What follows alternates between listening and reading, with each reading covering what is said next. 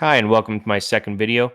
In this video, we will be starting the build of the new workbench for the garage. I did up a quick design in Autodesk Inventor for this workbench. So this workbench will be made out of 2x4 by 3/16 wall HSS rectangular tubing, and it'll have a reinforcing plate for where vites will go, and then it'll also have some adjustable caster wheels as well. That'll also be leveling feet. As you can see from the video, you can see that the existing workbench is pretty flimsy. So just with a little bit of force, you can see how that whole workbench just wants to twist and buckle underneath a little bit of force put on that tube bender.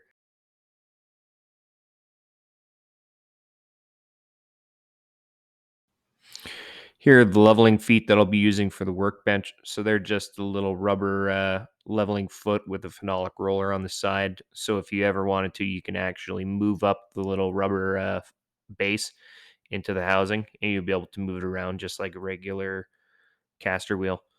If you want, I'll put the Amazon link in the description if anybody's interested in. When I found them, I thought they were pretty neat. Here, I'm just pulling out all the tubing, getting it ready to be measured up and cut.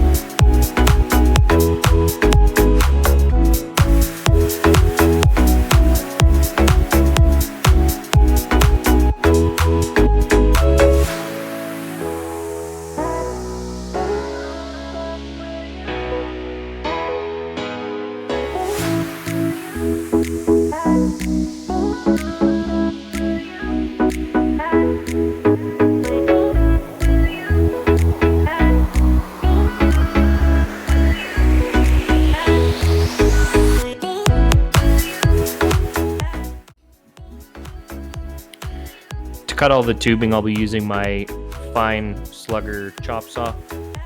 So this chop saw is a carbide toothed blade instead of an abrasive saw. So the benefit of using a carbide toothed chop saw is you don't get any grinding or abrasive dust from the wheel, and you don't put any heat into your material that you're trying to cut. And the other benefit is it has a much truer cut that we'll see here in a little bit. When I cut a 45-degree angle in one of the tubing, you can see that it's just an extremely fine razor sharp edge that it's able to cut, which is a lot better than trying to do that with an abrasive saw. So if you're trying to cut something fine with an abrasive saw, it's just the blade's going to wander, and it's just not going to create as true or square of a cut. So when you end up butting up the tubing after being cut with a carbide blade, you're going to be able to butt it pretty much up almost like it was never even cut. You won't even notice that the cut's even there.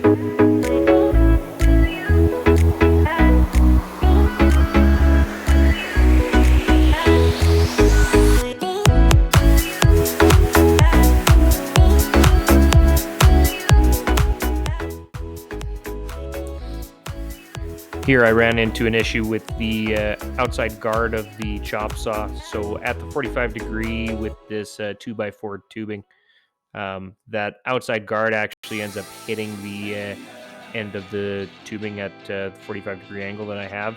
So right here, I'm going to be pulling that guard off and then just cutting a notch out of it just to be able to cut that 45 and not have the tubing foul and hit on the outside guard.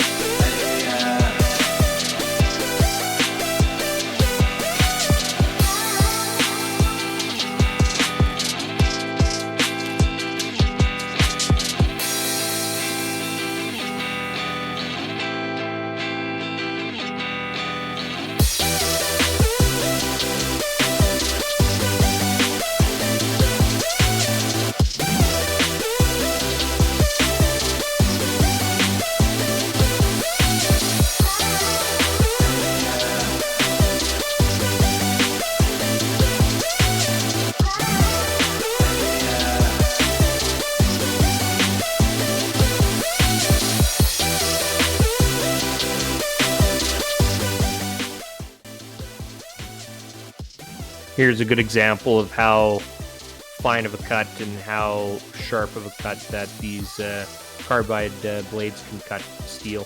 So you can see it's just razor sharp at the tip, and it just looks absolutely perfect as it's cut, and there's no bluing or anything like that.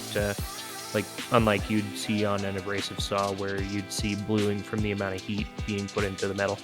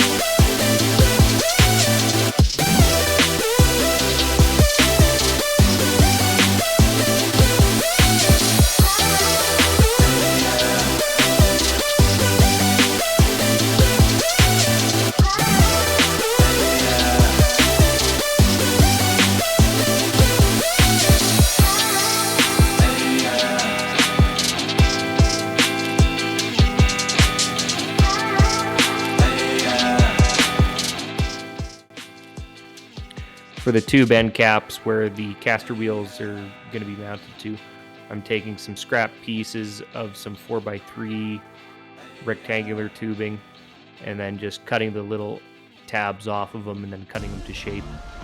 Once I've cut them to shape, I'll transfer the bolt pattern of the caster wheels over to them.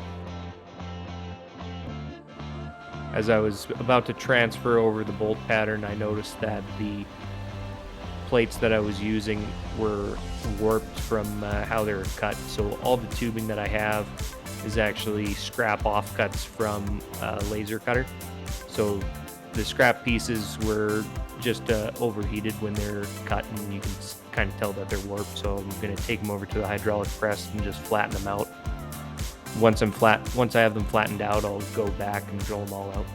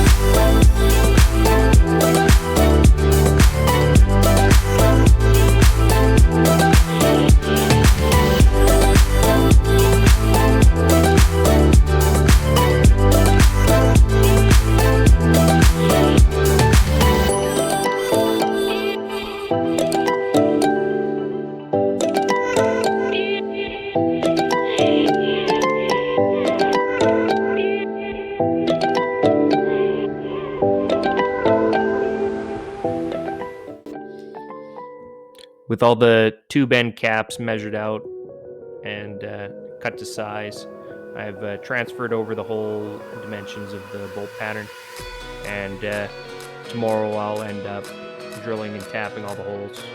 But for now, that's the end of this video. If you liked it, please like and subscribe, and there should be 4 or 5 more videos of this workbench build. Thanks.